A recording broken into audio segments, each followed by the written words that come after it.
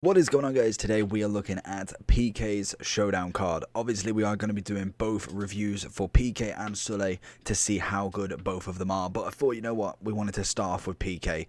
I'm really triggered that these animations are so close to Team of the Year. I can imagine they probably are the same backdrop, but it looks incredible. The card genuinely looks a huge upgrade from obviously his gold, going up a 22 pace increase, 10 dribbling, 3 on the shooting, 4 on the passing as well as the defending, and a cheeky 9 physicality. He's had a wonderful upgrade for just an 86 rated team and an 84 with the chance to obviously go up +2, so either one of them could go to 90, or obviously in case of a draw they could both be 89, which to be honest is quite a nice little arrangement.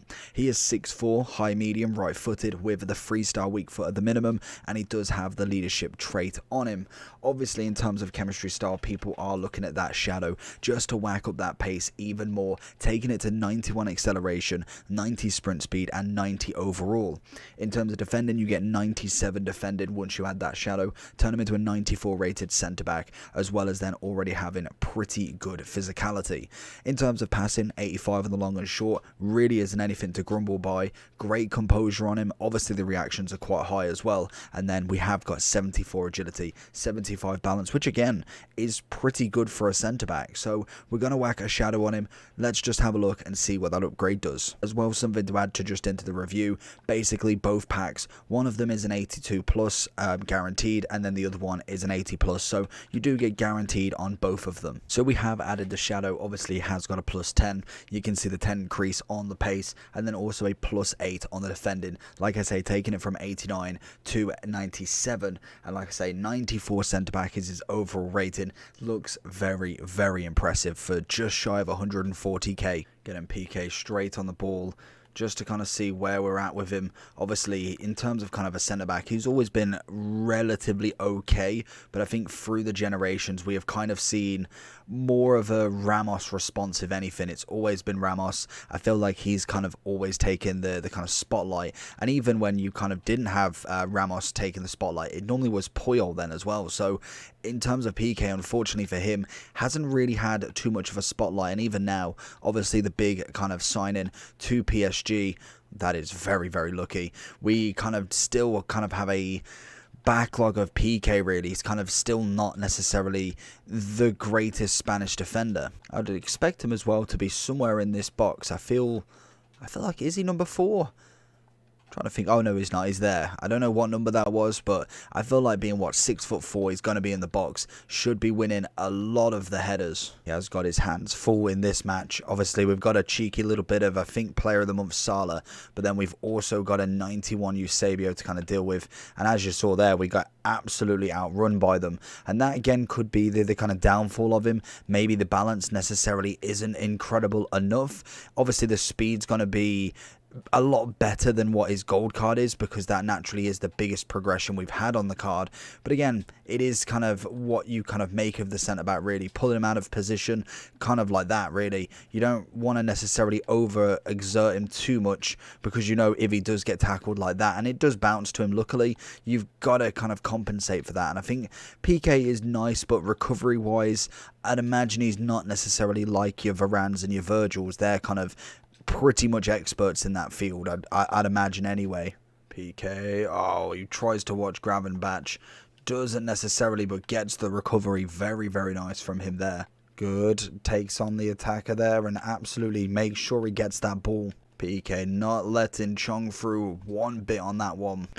I think in terms of the price of PK, 140 really isn't that bad, and I think the kind of prospect, I know PK for me is not necessarily the one that I think will get the upgrade, but I think if you kind of do believe that Barca can pull it out the bag, obviously that's a 90 PK then with an extra double upgrade on him. I think that is definitely worth the risk in terms of 140. If you've got a 90 rated card for that, I think everybody would bite the hand off. And yes, it is a gamble like everything in FIFA, but that is still a very big possibility. And even if they went to the draw, then obviously then you're looking at an 89 each if it is in 90 minutes. I don't know if there's kind of extra time kind of points in this one.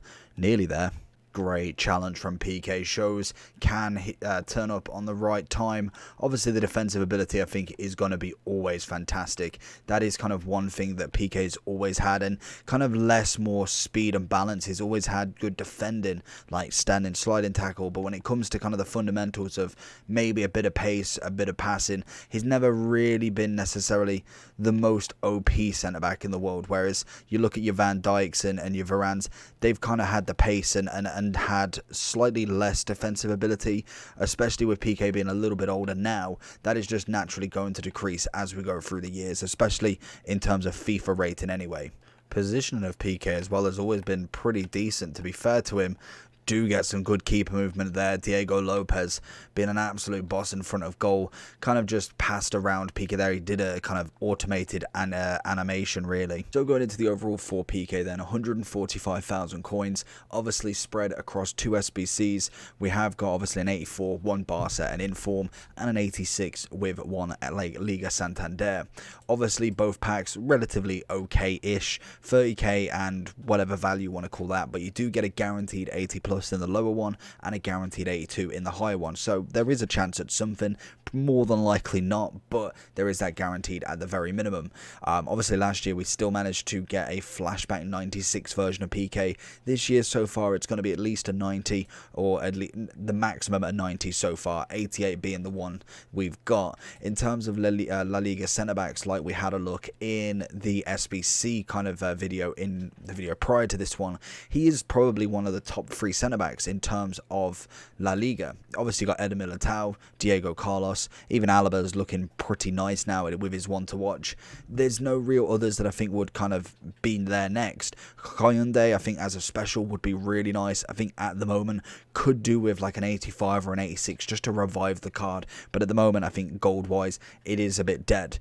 In terms of kind of the top players, I think Militao and Carlos would probably get ahead of Pique at the moment, unless he got the 90. If he gets the 90, I think he becomes the top centre-back, maybe slightly behind Militao, because I think his animations are very, very nice, and that does explain why he's still just under 400,000 coins. In terms of, do I think Barca can do it? Probably not. I think the form of them compared to Bayern at the moment is a little bit lacking, but again, you can never say never with this. He could be an 89 if, like I say, it goes to extra time and they're counting it as a 90-minute draw, or obviously they count it as somebody's got to win in the knockout stage. Obviously, the Shadow was the best way to go with him. Gets you the max amount of pace and also the max amount of defending, which is always fantastic. Taking a lot of stats above 95 at the minimum, and obviously giving you 91 and 90 on the acceleration and sprint speed. Other than that, I think his physicalities are absolutely fine. Agility balance wasn't that bad, to be fair. He does sometimes take a little bit to recover, but that is just natural for a centre-back. I think that kind of goes down to more animation-based. Great composure, good reactions, and a solid pass on him. I think in general, if I was looking at this card, I'd give him a solid 9 out of 10. I think he's still got a little bit to go, but so far a cracking upgrade, and hopefully we do see a 90 on him, because I do think he is the better option between him and Sule. So if you did enjoy this video, make sure you do like and subscribe down below, and I'll see you all for the next one in the Sule review.